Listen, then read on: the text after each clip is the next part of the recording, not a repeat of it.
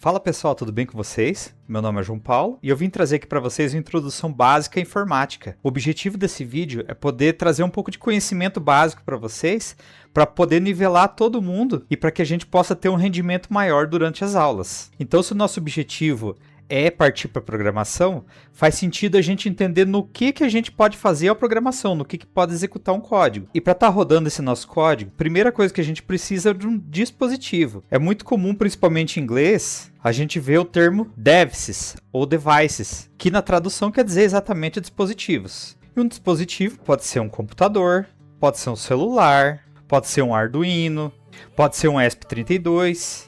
Enfim, uma infinidade de equipamentos que podem rodar o nosso código. E seria legal a gente entender também como que esse processador ele funciona. Vamos pegar, por exemplo, aqui esse ESP32. O processador dele é essa parte aqui. Ó. Como que funciona o processador? Ele tem bilhões de transistores. Mas o que é um transistor? Ó, eu tirei uma foto de um transistor aqui na palma da minha mão. Esse aqui é um transistor grande, tá? Então, só para vocês terem uma ideia, deixa eu tentar aumentar ele um pouquinho mais aqui para vocês verem. O transistor ele é uma peça que ele tem essas três perninhas dentro, e dentro dele aqui, deixa eu tentar mostrar um para vocês que eu abri, e ele quebrou, mas ele não tem muita coisa dentro, sabe? Eles são realmente essas perninhas que ele vem aqui para dentro, e essa chapinha. É como se fosse um sanduíchezinho que no meio tivesse a outra perninha dele. Nessa perninha do meio, ele tem um material chamado silício. É como se ele fosse uma torneirinha. Ele só deixa passar isso daqui para cá quando isso daqui for ativado. Ó, eu fiz esse exemplo aqui para vocês, ó. Então, se você ativar a torneirinha, ele vai passar energia direta. A partir do momento que você desligar a torneirinha, ele não deixa passar mais. É um interruptor. Então, quando ele não está saindo energia aqui, ele está desligado. Quando você deixa essa energia passar, ele quer dizer que ele está ligado. E esse ligado e desligado, ele quer dizer um bit. Quando ele está desligado, o bit vale 0. Se a gente ligar ele, o bit vale 1. Só que, como eu disse, esse daqui é um transistor grande. Quando você combina vários deles que são menorzinhos, você faz uma sequência que o teu computador ele reconhece para representar um valor maior. Ou seja, ao invés da gente usar um bit, que seria um ligado ou desligado, a gente pode fazer uma combinação de vários bits. E na informática, essa combinação de 8 bits de 8 transistores, a gente chama de byte. Ou seja, um byte equivale a 8 transistores ligado ou desligado. Se desses 8 transistores, apenas o último estiver ligado, você vai ter o número 1. Se você ligar o próximo transistor, você já vai ter mais uma combinação. E dentro desse conjunto de 8 sinais, que seria um byte, você consegue fazer, e com 255 combinações, você consegue representar o alfabeto inteiro. Isso aqui a gente chama de tabela ASCII. Para ilustrar melhor para você isso daqui, aí vem uma outra coisa chamada GitHub, que é uma espécie do Facebook do programador, tá?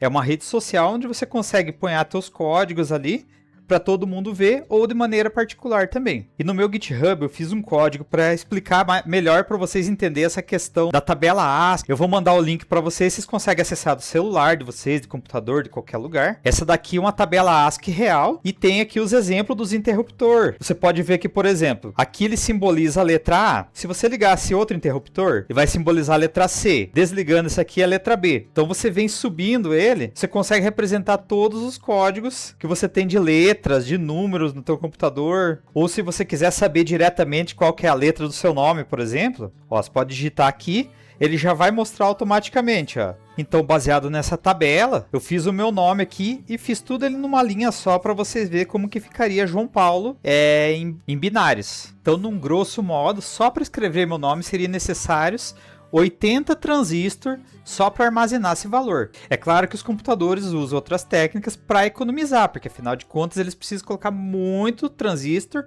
dentro do processador. 1 bit é um sinal ligado ou desligado. 8 bits é 1 byte, que é um conjunto.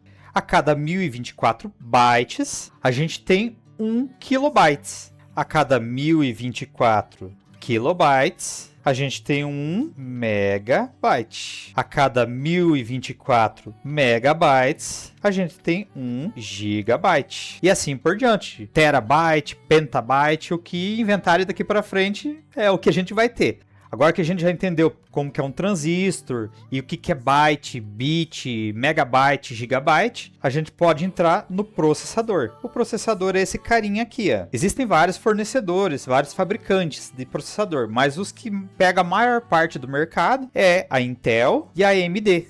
E a gente já sabe que dentro do processador tem bilhões de transistores. Existe a situação de um transistor acionando o outro para poder formar os valores. Por exemplo, se fosse formar um texto gigante, precisaria que vários transistores fossem acionados de uma maneira ordenada. E esses transistores, eles estão ordenados numa coisa que se chama núcleo. E esses transistores estão armazenados numa coisa que se chama núcleo, que é exatamente o coração do computador. Coração de coração mesmo, tá? São bilhões de transistores reunidos todos juntinhos para fazer uma tarefa. Só que como o computador ele executa uma tarefa por vez, você imagina aqui uma mãe fazendo o almoço. E imagina que essa mãe ela tenha uma criança também para ela cuidar. Então ela vai ter que se dedicar a fazer almoço e cuidar da criança, porque criança você já sabe, largou ali, se queima, faz as caquinhas dela. Então a gente vai ver o que são as tarefas da mãe fazendo almoço. Por exemplo, vai picar cebola, olhar a criança. Cortar uma batata, olhar a criança. Ferver água, olhar a criança. Ou seja, a mãe vai fazer almoço e vai cuidar da criança. Só que é pesado porque ela vai demorar mais para isso. Então ela tem que sempre estar cuidando das duas coisas ao mesmo tempo. Então nós vamos chamar essa mãe aqui de core, que uma mãe só está fazendo todo o processamento do almoço e cuidando da criança. Então isso acaba sendo lento e tem algumas limitações. Por exemplo, assim, ela não pode deixar, por exemplo, a frigideira ligada em cima do fogão e ir no banheiro. Agora se imagina que a gente vai ter duas pessoas ali. Vai ter a mãe e vai ter a tia, por exemplo, para ajudar a cuidar da criança. Então, se a gente tem duas pessoas para poder estar cuidando da criança, então, se fosse um processador, seriam dois cores, dois processadores. Nesse caso, seria um dual core. Então, onde um processador ele faz uma tarefa e o outro processador ele pode ou ficar em standby, ou ajudar a fazer aquela mesma tarefa, ou fazer uma outra tarefa diferente, livrando um processador só para aquilo. Daí que vem as expressões core, dual core, quad core, octa-core, e dentro desse ramo também, a gente tem as threads, que é como se ele fosse um core virtual, como se fosse um processador virtual dentro do mesmo processador. Então é comum de você ver, por exemplo, um computador com 8 core e 16 threads, que são as tarefas que ele consegue fazer dentro do mesmo core. E já aproveitando que a gente está falando de processador, vamos falar de geração também. A Intel já descontinuou essa nomenclatura, mas vamos pegar, por exemplo, aqui. Um Intel 1 i3, 1 i5, 1 i7, 1 i9, o que é melhor? Um i9 ou um i3? A um grosso modo, o i3 ele seria o mais básico e o i9 é o topo de linha de cada um. Só que a gente tem que tomar cuidado com as gerações. Aqui nesse gráfico mesmo, a gente tem as 4 tipos de CPU desde que foi lançado até quando ela foi finalizada, que é a 14ª geração. Então a gente tem o i3, i5, i7 e i9. Vamos pegar a 6ª geração aqui e vamos pegar a 9ª geração, que é um pouquinho só mais para frente. Então aqui você vê que você tem o i9, que era o topo de linha lá em 2015, que era na 6ª geração. Ele em 2019, ele já está perdendo para um i5, que é um processador intermediário. Vamos pegar na 14ª geração ali, para você pegar um de 6ª, por exemplo, o processador ele tem o dobro de capacidade que um processador de topo de 2015. Agora a gente vai falar do sistema operacional, que vocês vão ver por aí também, como OS, Operational System, ou SO, que é sistema operacional mesmo. Quando a gente fala de computador, notebook, a gente tem praticamente 3 opções que mais se usa: o Windows, o Linux e o iOS. E quando você fala de celular, de smartwatch, você tem praticamente 2 sistemas operacionais, que é o Android e o iOS. Antigamente tinha o Windows Phone também, mas foi descontinuado. Então o sistema operacional, ele é um programa que ele roda outros programas. E é como se o sistema operacional ele fosse o centro de tudo e os outros programas rodam em cima dele. Aí a gente já está acostumado a ver o programa, por exemplo, assim, no computador ou no celular, a gente tem ícones. E se você clicar em cima do ícone, ele abre um programa, alguma coisa visível, mas existem alguns aplicativos que eles são de linha de terminal, que se você clicar em cima dele, ele só vai abrir um terminal e vai pedir para você digitar alguma coisa, vai fazer um processamento e depois que fechar esse processamento, simplesmente ele fecha e vai embora. E existem outros que se você clicar em cima dele, não faz nada, ele simplesmente abre e fecha, porque eles são CLI, são programas de linha de comando que você vai usar dentro do terminal. E agora a parte onde a gente que é desenvolvedor, que a gente mais vai trabalhar, vai ser o terminal. O que é o terminal? O terminal ele é uma tela onde a gente roda os comandos para o sistema operacional. Se a gente viu que o binário 01000001 faz a letra A, é impossível você conseguir se comunicar no computador através de binários. Então o computador ele tem algumas técnicas para a gente poder escrever menos e ter um resultado pronto. Isso se chama abstração. Para evitar de você ter que escrever 0001, você escreveria, por exemplo, só a letra A e o sistema operacional ele já identifica que você quer dizer isso daqui. E ele mesmo aciona os transistores lá para que a mágica aconteça. E a principal ferramenta que a gente tem para conversar com a máquina é o terminal. No Linux a gente tem vários terminais e no Windows a gente tem dois principais. Um deles é o CMD, que é o prompt de comando. Aqui dentro dele você consegue acessar qualquer coisa do teu computador, qualquer coisa mesmo. Por exemplo, vamos dar um IP config. Aqui a gente consegue ver o IP do nosso computador e até alguns dados físicos da máquina. A gente pode limpar o terminal e testar, por exemplo, se a nossa internet está funcionando. A gente pode dar um ping no Google. É como se a gente enviasse uma pergunta para o Google. Você tá aí? E ele responde pra gente, estou. Você tá aí? Estou. Tá aí? Tô. Tá aí? Tô. Ele faz isso automaticamente 4 vezes. Aqui você consegue ver quanto tempo ele demorou para sair do teu computador, chegar no Google e voltar para você. E também tem um outro terminal. O mais moderno dele seria o PowerShell, que olhando ele não tem diferença nenhuma, só que ele tem muito mais recursos. Só que para você conseguir mexer no sistema operacional um por vez, você praticamente não consegue fazer nada, porque é tudo manual. Aí para isso que existem as linguagens de programação. O que a linguagem de programação ela faz? Ela consegue pegar todos os comandos que você quer fazer e executar ela sequencialmente. E isso aqui que a gente chama de programa. Então na linguagem de programação, quando você junta vários comandos, você forma um programa. Então a gente vai fazer aqui um exemplo mais simplesinho aqui. Vamos abrir uma pasta aqui e vamos dar o nome para ela de CE. E aqui a gente vai criar um novo arquivo de texto. Então vamos escrever aqui programa. Beleza. A gente sabe que é um arquivo de texto. Passar aqui o mouse por cima, ele aparece aqui documento de texto. Só que a gente precisa saber a extensão dele. Então a gente vai vir aqui em visualizar, mostrar extensões de arquivo. Beleza, programa.txt, é um arquivo de texto. A gente vai abrir ele e a gente vai escrever o programa aqui em Python, tá? O print quer dizer que vai imprimir no terminal. Tudo que tiver dentro dos parênteses vai ser processado e o que tiver dentro de aspas vai ser impresso no terminal. Então vamos salvar isso aqui e a gente vai alterar essa extensão de txt para ponto .py, que é o formato que o programa do Python reconhece. Então quando você der Enter, o Windows vai dar esse aviso, que pode se tornar inutilizável, mas na programação é isso, você vai além do limite do usuário normal, então você realmente vai ter coisas ali que você vai estar modificando. Então você pode dar um OK, isso pode acontecer quando você for desenvolver um programa, o Windows pode reconhecer como vírus também, mas programação é isso, é funcional. Então a gente vai fazer o quê? Vamos abrir um CMD aqui, que é um prompt de comando. E a gente tem que vir para dentro dessa pasta aqui. Então se você clicar aqui, a gente copia isso, vem aqui do CMD, CD, que ele vai dentro dessa pasta aqui que a gente quer e a gente passa a pasta que quer ir. Então a gente já está aqui dentro. Alguns dos comandos que tem dentro do terminal, por exemplo, dir, ele vai mostrar os arquivos que tem aqui dentro. Ó. Então tem um arquivo só chamado programa.py. Então a gente vai chamar o Python e vai passar o nome do programa que a gente fez. Programa.py. Quando você der Enter, o que está aqui dentro das aspas vai ser impresso no terminal. Para um programa curtinho, beleza, mas vamos aumentar um pouquinho esse programa aqui. Vamos colocar aqui x é igual a 18. Então a gente vai colocar aqui uma condição. If